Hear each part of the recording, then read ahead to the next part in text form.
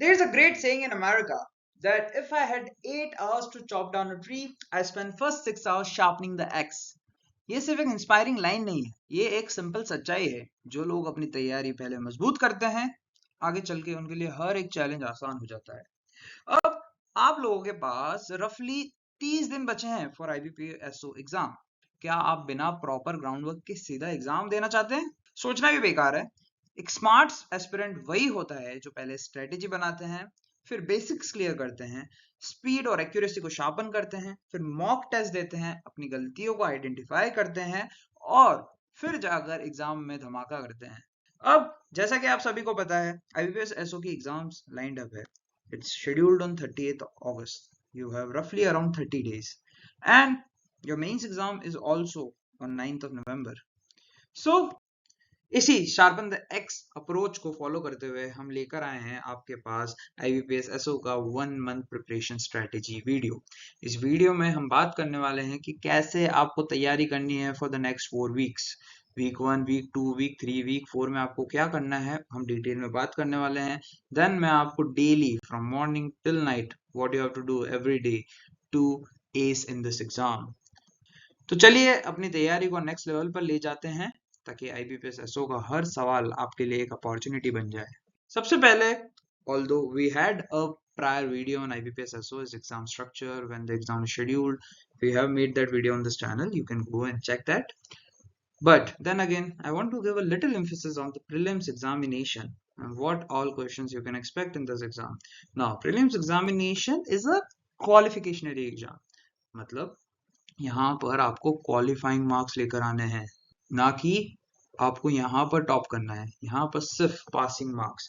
अगर qualifying exam 50 है तो आप 51 भी ले आओगे ना तो भी कोई दिक्कत नहीं है। जो पर्सन 97 लेकर आ रहा है वो भी वहीं जा रहा है जो 51 लेकर आ रहा है। तो ये एग्जाम जो है वो बिल्कुल क्वालिफिकेशनरी एग्जाम है। अब यहाँ पर एक राइट स्ट्रेटेजी बहुत इंपॉर्टेंट हो जाती है। क्यों? ध्यान दीजिए, यहाँ पर इंग्लिश जो है उसमें आपसे 50 सवाल पूछे जाएंगे, लेकिन इनका जो मार्क का जो वेटेज है that is only 25 and 40 minutes will be given to you. Now reasoning have 50 questions and it carries double the marks of English, which is 50. And then similar banking, where special emphasis is given to the banking, जो कि 50 question 50 mark carry करते हैं and आपको total time मिलने वाला है 120 minute का। अब यहाँ पर समझिए, इंग्लिश में सिर्फ और सिर्फ 25 नंबर लेके आना है। मतलब इंग्लिश का सिर्फ और सिर्फ आपको सेक्शनल कट ऑफ जो है वो क्लियर करना है। आप मेजर जो मार्क सेविंग करने वाले हैं अपने टाइम की और अपने high ability to earn marks की, वो रीजनिंग और जीके में करने वाले हैं, ना कि इंग्लिश में। अब ये चीज आपको पता होनी चाहिए कि यहाँ पर sectional cut off as well as overall cut off होता है। हम आगे बात करने वाले हैं कि क्या सेक्शनल कट ऑफ रहा है लास्ट ईयर और क्या ओवरऑल कट ऑफ भी रहा है, ताकि आपको और क्लैरिटी मिल पाए। और याद रहिए, यहाँ पे हर एक नेगेटिव मार्क का आपको 0.25 मार्क का पेनल्टी अप्लाई होगा for each correct incorrect answer. और ये जो है बहुत मुश्किल और दिक्कत देने वाला है आपको जब आपका फाइनल इवैल्यूएशन होगा। इसलिए आपको आपकी एक्यूरेसी बढ़ानी है, और एक्यूरेसी बढ़ाने के लिए सबसे बेस्ट तरीका है to analyse past cut off scores. यह आपको एक रियलिस्टिक बेंचमार्क और एक इंसाइट देगा competitive nature of this examination. जैसा कि आप स्क्रीन पर देख सकते हैं, यहाँ पर ये IBPS SO का प्रीलिम्स का कट ऑफ है 2024 का, और ये सेक्शनल कट ऑफ जो है ये रिमार्कबली लो दिख रहा है। आप देख रहे हैं यहाँ पे जो नंबर्स हैं वो कितने, they are in single digits. मतलब यहाँ पर जो मैक्सिमम मार्क्स है वो 25 होते हुए भी लोग खाली 7 लेकर आ रहे हैं। और ये जनरल कैटेगरी की बात कर रहा हूँ मैं। यहीं पर आप जनरल अवेयरनेस में देखिए, 50 मार्क्स होते हुए भी there is only 3.75 which is the highest score over here. लेकिन ध्यान देने वाली बात इधर भी है कि ओवरऑल कट ऑफ जो है वो थोड़ा रिमार्केबली हायर है। मतलब 7.25, 7.50 एंड 3 को प्लस करके भी आप 35 नहीं लेकर आ रहे हैं। तो यहाँ पर आपको सिग्निफिकेंट डिस्पैरिटी देखने को मिलेगी in sectional cut off and overall cut off, और इसकी वजह से कैंडिडेट को जो है थियोरेटिकली इंडिविजुअल सेक्शंस के साथ साथ ओवरऑल सेक्शन भी पास करना है। इसीलिए आपको आपका फोकस जो है वो हाई स्कोरिंग सब्जेक्ट्स पर ज्यादा रखना है, विच is your reasoning and general awareness. क्यों? क्योंकि यहाँ पर ये 100 मार्क्स कैरी करते हैं एंड इंग्लिश में आपके नंबर क्वालिफाइंग कट ऑफ बिल्कुल कीजिए, 7.25 is the bare minimum mandatory which is required, but even if you score less in this, because overall number are also less, but in reasoning and general awareness, if you do good, let's say you get 15 in both and you get 7.25 over here in English, then again you have cleared the overall cutoff. The real story over here is that you have to make a dynamic combination of all three concepts: overall cut of, sectional cut off, and in तीनों में आपको कौन से subjects पर ज्यादा focus करना है, कौन से पर नहीं. Now, before going to the weekly and daily schedule, I first want to talk about each and every subject and how you should approach this subject. Because if you have true understanding of each and every subject, then the timetable will make sense to you. Now, success in English majorly hinges on solid grammar, a wide vocabulary, and a strong comprehension skill. Since each question carry 0.5 marks, मतलब 50 question से तो आपको 25 number ही मिलेंगे. तो यहाँ पे accuracy, efficiency जो है वो बहुत इंपॉर्टेंट हो जाती है. जैसा आपने देखा था लास्ट ईयर का जनरल कट ऑफ जो था वो 7.25 का था, विच इज वेरी लो. तो आपको यहाँ पर क्योंकि 50 क्वेश्चन हैं, आपको टाइम ज्यादा इन्वेस्ट करना पड़ेगा, but you are getting less numbers. तो यहाँ पर जो हाई प्रायोरिटी टॉपिक्स है उन्हीं पर आपको फोकस करना चाहिए, जिनके क्वेश्चंस जो है वो मेजरली देखे गए हैं एग्जाम्स में कि हाँ इनके क्वेश्चंस जो है वो रेगुलरली आते हैं, ताकि आप दूसरे सेक्शंस पर जिनमें स्कोर करने का चांस ज्यादा होता है वहां पर फोकस कर सके. नाउ यहाँ पे हाई वेटेज सब्जेक्ट्स कौन से हैं? तो पहला तो है reading comprehension. Now reading comprehension last year consist of 15 to 20 questions, और ये प्रैक्टिस करते हैं on diverse themes to improve speed, inference, tone recognition and detail extractions. तो रीडिंग कॉम्प्रिहेंशन पर तो आपको डे 1 से तैयारी करनी होगी. दूसरा क्लोन टेस्ट, इसके 5 से 8 क्वेश्चंस देखे गए हैं लास्ट प्रीवियस ईयर पेपर 10 में, और यहाँ पर आपको लेकिन कंटेक्चुअल वोकैबुलरी और ग्रामर की बहुत अच्छी समझ होनी चाहिए, तभी आप इन क्वेश्चंस को अटेंड कर पाएंगे. फिर आता है error spotting and sentence improvement. This also carries 8 to 15 questions, which again is a higher number. यहाँ पर आपको की ग्रामर रूल्स जैसे कि सब्जेक्ट वर्ब, एब्रीवेंस, टेंसेस, आर्टिकल्स पर ज्यादा ध्यान देना होगा. वही मैं बोल रहा हूँ ना, comprehension and grammar, they two are the key and your vocabulary. उसके बाद पैरा जंबल से भी बहुत सारे क्वेश्चंस देखने को मिलते हैं. सिमिलरली आपकी यहाँ पे स्ट्रेटेजिक अप्रोच होनी चाहिए कि इसमें आपको ज्यादा नंबर स्कोर नहीं करना है कि आप इंग्लिश ज्यादा पढ़ोगे. आप एम कीजिए to clear the cut off efficiently, focusing on high frequency topics जो कि मैंने आपको बताया है, और ताकि आप ज्यादा टाइम अलॉट कर पाए to reasoning and general awareness, जहां पर each correct answer contribute double the marks. Now if I talk about reasoning, now reasoning section consists of 50 questions and 50 marks, making it a high scoring and diverse component of this exam. Success यहाँ पर depend करेगी conceptual quality पर, systematic problem solving पर, और inconsistent practice पर, especially in puzzle and sitting arrangement, जो कि alone account करते हैं to 30 to 40% of this section. तो यहाँ पर हाई प्रायोरिटी टॉपिक्स कौन से हैं? तो पहला तो है पजल एंड सीटिंग अरेंजमेंट. गांठ बांध लो, linear equation, circular, floor based, box based, month day based questions जो हैं वो आपको बहुत सारे दिखने वाले हैं. फिर ब्लड रिलेशन बेस्ड पजल्स हो गए. स्ट्रेटेजी क्या रहनी चाहिए? आप यहाँ पर 2 वेरिएबल पजल्स के साथ चालू कीजिए और ग्रेजुअली इसको कॉम्प्लेक्स बनाइए. मतलब आपको डेली 3 पजल्स तो प्रैक्टिस करने ही करना है. Use diagram, shorthand to improve speed and accuracy, क्योंकि 50 क्वेश्चन है और भैया रीजनिंग टफ होता है. रीजनिंग को सॉल्व करने में टाइम जाता है. आप उसको सॉल्व तो कर लोगे, लेकिन कितनी जल्दी और एक्यूरेटली आप उसको सॉल्व करते हो, वहां पर की गेम आ जाता है. इसलिए speed and accuracy is very important. Daily reasoning को आपको उठाना है ताकि आपकी, अब रीजनिंग जो है वो खेल पूरा एक्यूरेसी का ही है. आप जितना खटोगे उतना ही इम्प्रूव होगे. अब दूसरा इंपॉर्टेंट टॉपिक जो है वो है सिलोजिज्म्स. इसके भी 4 से 5 क्वेश्चंस लास्ट ईयर देखे गए थे. यहाँ पर वेन डायग्राम और लॉजिक बेस्ड रूल्स यूज होते हैं. उसके बाद इनक्वालिटी वाला क्वेश्चन हो गया. उसके बाद कोडिंग रिकॉर्डिंग से भी 5 क्वेश्चंस लास्ट ईयर देखे गए थे. ब्लड रिलेशन से भी 4 क्वेश्चंस लास्ट ईयर देखे गए थे. इनपुट आउटपुट से 5 क्वेश्चंस देखे गए थे. तो ये सारे जो इंपॉर्टेंट टॉपिक्स हैं इन पर आपको फोकस करना है. अब आपको यहाँ पर डेली 3 से 4 पजल करने हैं, मिक्स प्रैक्टिस करने हैं, शॉर्ट क्वेश्चंस की, टाइम मैनेजमेंट की, और जो भी आप डेली रीजनिंग पढ़ोगे, डेली रीजनिंग के रूल समझोगे, तो जो भी रूल समझ रहे हो उसके एटलीस्ट 50 to 60 क्वेश्चंस तो करने ही है उस दिन. सिमिलरली बाकी ये जो मैंने इंपॉर्टेंट टॉपिक्स बताए हैं इनको डेली प्रैक्टिस में लिखना है, ताकि आप भूल ना जाओ, या फिर कोई चीजें आ जाती है तो उनको आप मिस आउट ना कर जाओ, ताकि रीजनिंग स्कोरिंग सब्जेक्ट है, स्कोरिंग सेक्शन है, और ओवरऑल कट ऑफ में सबसे ज्यादा कंट्रीब्यूट ये और जीके ही करने वाला है। Talking about GK, now general awareness holds 50 marks for 50 questions and I think this is going to be the most important section of your exam. क्यों? क्योंकि ये टाइम कम लेने वाला है और मार्क्स ज़्यादा देने वाला है। लेकिन बात ध्यान से याद रखिए, आपको मेहनत एग्जाम से पहले करनी पड़ेगी। जो जितनी मेहनत जीके में एग्जाम से पहले करेगा, एग्जाम वाले दिन जीके उनको उतना ही फायदा देगा। जीके जो है वो लेवरेज का काम कर रहा है इस एग्जाम में। लेकिन यहाँ पर आप समझिए ये एक high scoring but wide ranging subject है, तो यहाँ पर कंसिस्टेंट रीडिंग एंड रिवीजन जो है वो बहुत असेंशियल है। वैसे भी बैंकिंग लीगल ऑफिसर से ये एक्सपेक्ट किया जाता है कि वो न्यूज़पेपर तो डेली पढ़े, क्योंकि वो अवेयर रहे। अब ऑर्गेनाइजेशन जो है वो हाईली डिपेंडेंट होने वाली है आप पर जब आपको ये नौकरी मिल जाएगी। तो अब इसके अंदर क्या क्या चीज़ें जो हाई वेटेज टॉपिक्स हैं उन पर आपको ध्यान देना है। सबसे पहला तो करंट अफेयर्स, लास्ट 5 से 6 महीने के जितने भी banking financial related current affairs है वो सारे पढ़ लीजिए। फिर बैंकिंग अवेयरनेस, आरबीआई की आईबीआई की टर्म्स, बैंकिंग टर्म्स, नॉर्म्स, ये सारी चीजें आपको अच्छे से पता होनी चाहिए।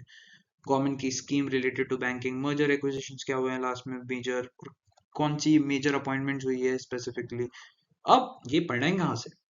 तो ये पढ़ने के लिए सबसे बेस्ट चीज़ है न्यूज़पेपर। अब 2 न्यूज़पेपर लगवाइए, एक स्पेसिफिकली स्टैट्यूटरी रिलेटेड जो न्यूज़पेपर होता है जैसे इकोनॉमिक टाइम्स हो गया वो लगवा दीजिए, और दूसरा हिंदू या फिर अपने इंडियन एक्सप्रेस भी आप लगवा सकते हैं। उसके अलावा एक मंथली करंट अफेयर डाइजेस्ट ले लीजिए फ्रॉम एनी पब्लिशिंग हाउस।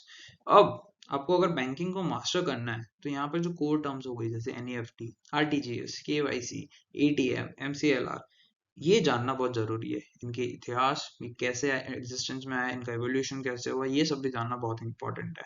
फिर types of bank, history of Indian banking, international norms जैसे बेसल 1 हो गया, बेसल 2 हो गया, स्टैटिक जीके जिसमें करंट अफेयर्स पूछा जाएंगे आपको related to capitals, currencies, organisations, headquarters, books and authors, award, important days, और स्मॉल नंबर में आपसे लीगल अवेयरनेस के भी क्वेश्चन पूछे जाएंगे। यहाँ पे जजमेंट जो है वो आ सकते हैं directly from FEMA, PMLA, RBI act, SEBI act. तो ये ओवरऑल जो है आपको हेल्प करेगा यहाँ पर भी और आपके मेंस एग्जामिनेशन में भी। तो ये एक डबल बेनिफिट टॉपिक है जो आपको पढ़ना है, ऑल्दो वेरी वास्ट बट फिर भी आपको यहाँ पर इसको पढ़ना है, और मैं आपको बताऊंगा आपको इसको कैसे अप्रोच करना है आगे। अब हम बात करते हैं कि क्या क्या अप्रोच रहेगी आपकी इस 1 मंथ में। मैंने इस अप्रोच को, स्ट्रेटेजी को 4 वीक्स में डिवाइड किया है, और हर एक वीक में हम स्पेसिफिक टॉपिक्स पर फोकस करने वाले हैं, और ये सिस्टमेटिकली बिल्ड करेगा आपके सारे कॉन्सेप्ट को और इनहेंस करेगा आपके एप्लीकेशन स्किल्स को। अब वीक 1 में हम फोकस करने वाले हैं हाई वेटेज टॉपिक्स और फाउंडेशन टॉपिक्स पर। यहाँ पर जो फोकस है वो स्टैब्लिश करेंगे कोर फंडामेंटल्स पर, और एड्रेस करेंगे कि क्या फ्रीक्वेंटली आस्क्ड क्वेश्चंस हैं और हाई स्कोरिंग टॉपिक्स हैं अक्रॉस ऑल सेक्शंस। अब इंग्लिश लैंग्वेज के अंदर जो क्वेश्चन ज्यादा आते हैं वो रीडिंग कॉम्प्रिहेंशन से आते हैं, और यहाँ पे बहुत सारे क्वेश्चन जो है वो क्लोन टेस्ट, मैंने आपको जैसे पहले बताया था, वो सारे टॉपिक्स आते हैं। तो यहाँ पे कॉन्टेक्चुअल अंडरस्टैंडिंग जो है वो फंडामेंटल होनी चाहिए गवर्नमेंट रूल्स की एंड आपके कॉम्प्रिहेंशन एबिलिटी की। तो ग्रामर के लिए तो आपको ग्रामर सीखनी पड़ेगी, आप एक किताब ले सकते हैं उससे आप ग्रामर सीखिए, प्रॉपर ग्रामर सीखिए, और डेली न्यूज़पेपर पढ़िए। न्यूज़पेपर पढ़ने से आपको प्रॉपर अंडरस्टैंडिंग होगी कि कैसे आपको कॉम्प्रिहेंड करना है कोई भी टॉपिक को। उसके बाद में रीजनिंग एबिलिटी। नाउ जो भी टाइम आप डेडिकेट करेंगे in puzzle, sitting arrangement, focusing on linear and circular arrangement, ये मास्टर्स जो है ये आपको हेल्प करेगा इन एग्जाम। अब आपको यहाँ पे मेजर टॉपिक्स जो कि फोकस करने वो है syllogisms, puzzle, sitting arrangement, Venn diagram, and बाकी इनइक्वालिटी के क्वेश्चंस पर। उसके बाद जनरल अवेयरनेस पे आप प्रायोरिटाइज कीजिए बैंकिंग अवेयरनेस को, और कवर कीजिए topics like functions of RBI, different types of banks, की बैंकिंग टर्म्स जैसे एनईएफटी, आरटीजीएस, केवाईसी, और आपको और भी फोकस करना है करंट अफेयर्स लास्ट 2 से 3 महीने के, और पर्टिकुलर एम्फेसिस देना है बैंकिंग एंड इकोनॉमिक न्यूज पर। तो कैसे आप इसको ये करने वाले हैं? तो इसको अप्रोच करने के लिए आपको सबसे पहले तो न्यूज़पेपर पढ़ना है, ठीक है। उसके बाद में आप कोई भी पब्लिशिंग हाउस का करंट अफेयर का मॉड्यूल ले लीजिए, और जीके टुडे हो गया, उसके अलावा आप जितनी भी मतलब बैंकिंग रिलेटेड न्यूज जो है वो सारी पढ़ डालिए और उनके नोट्स बना लीजिए। ठीक है। लास्ट 2 से 3 महीने का हाईली इंपॉर्टेंट है, और आपको इस महीने इस वीक में 2 फुल लेंथ मॉक देने हैं, इधर on third day of the week which is your Wednesday और थर्सडे, एंड एक सैटरडे को। और इनका थरो एनालिसिस करना है। थरो एनालिसिस क्यों करना है? थरो एनालिसिस इसलिए करना है ताकि आप आपकी गलतियां निकाल सकें। जब आप आपकी गलतियां निकालेंगे तो आप एनालाइज कर पाएंगे कि कौन से टॉपिक्स आपके वीक हैं और कौन से टॉपिक आपके स्ट्रांग हैं। वीक 2 में हम वापस कोर कॉन्सेप्ट और प्रैक्टिस पर ज्यादा फोकस दे करने वाले हैं। यहाँ पर आपका डीपर अंडरस्टैंडिंग करेंगे हम कोर टॉपिक पर, और सिस्टमैटिकली इंक्रीज करेंगे क्वेश्चन सॉल्विंग स्पीड को।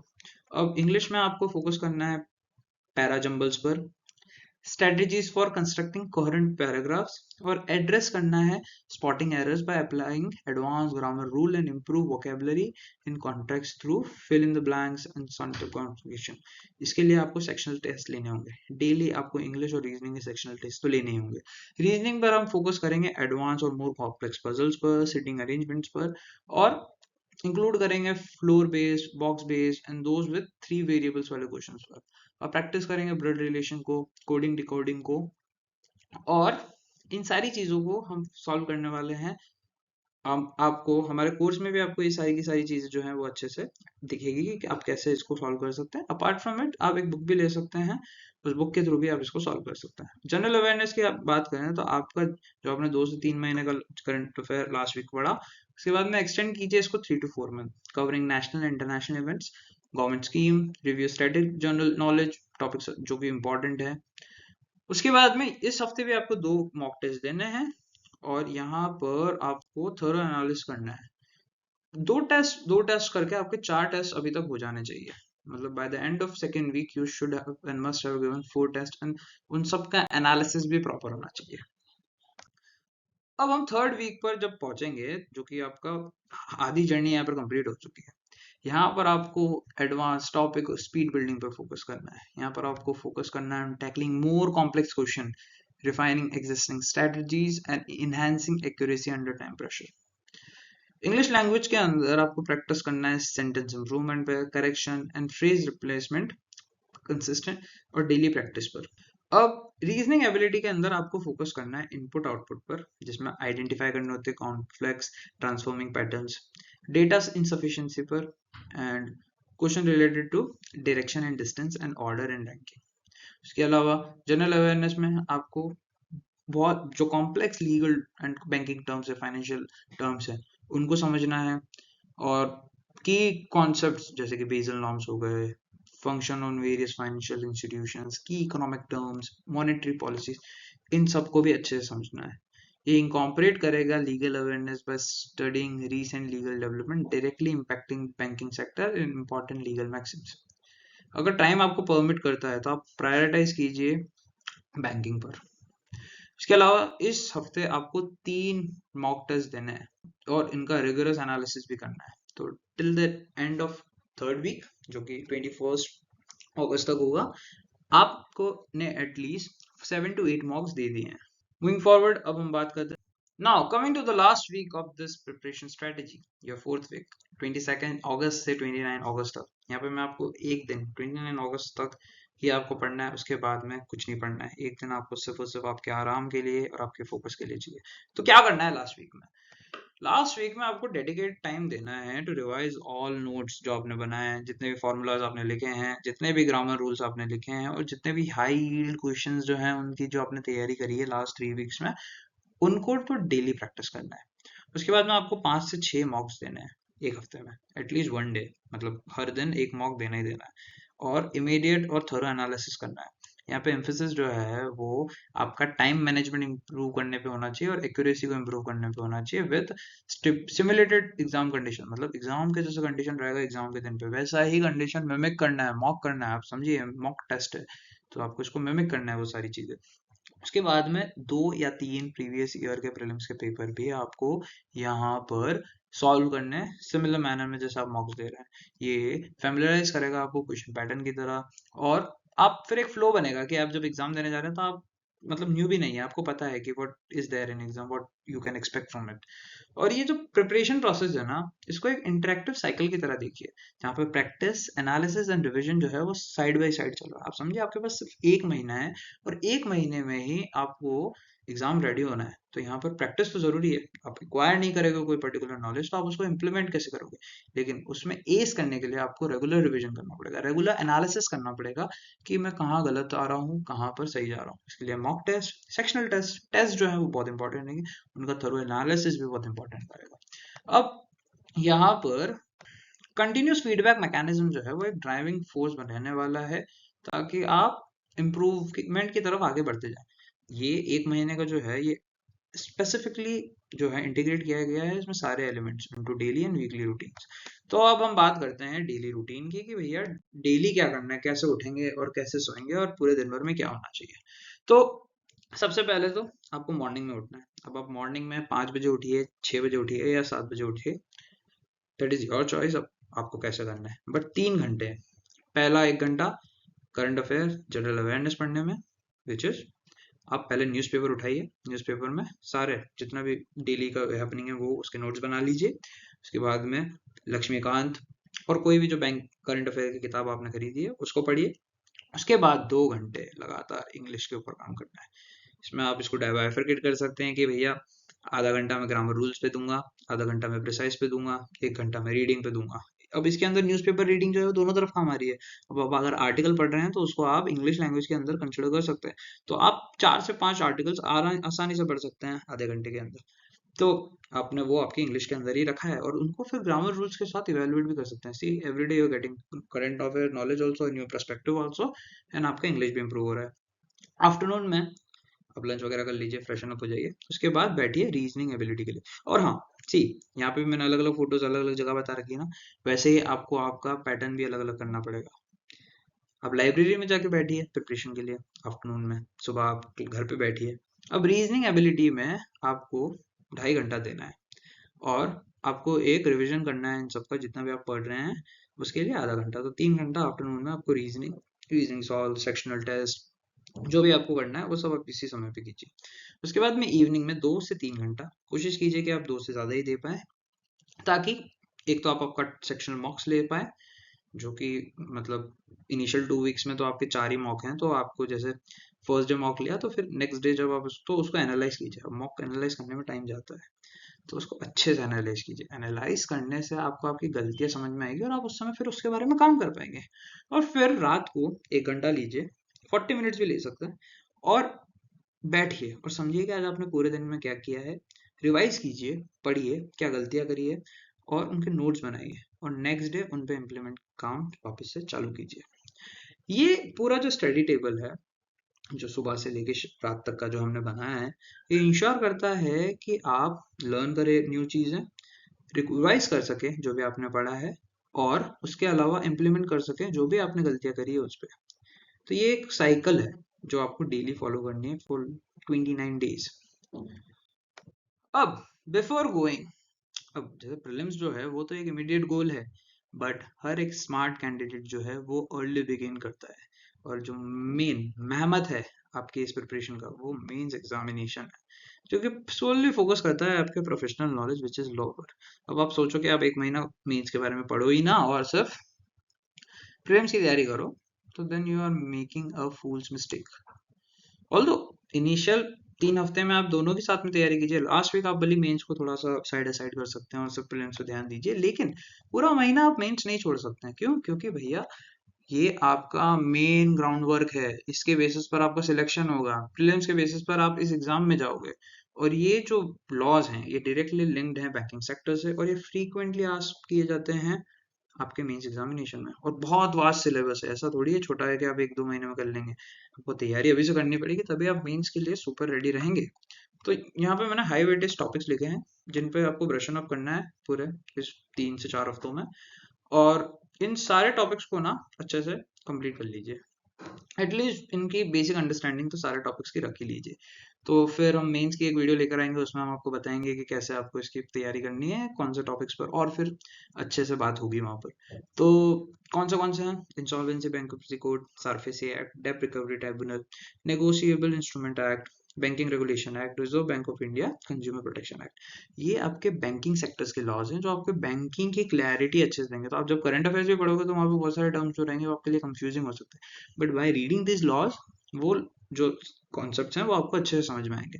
तो ये एक साथ में चलने वाली कहानी है, और यहाँ पर इसके लिए आपको टाइम निकालना पड़ेगा। वो जो मैंने आपको पिछले जो टाइम टेबल बताया ना, उसी के अंदर आपको थोड़ा बहुत टाइम निकालना पड़ेगा, इवन 1 और 2 आवर्स, बट चाहिए तो है। इसके बाद में फाउंडेशनल लीगल सब्जेक्ट, ऑल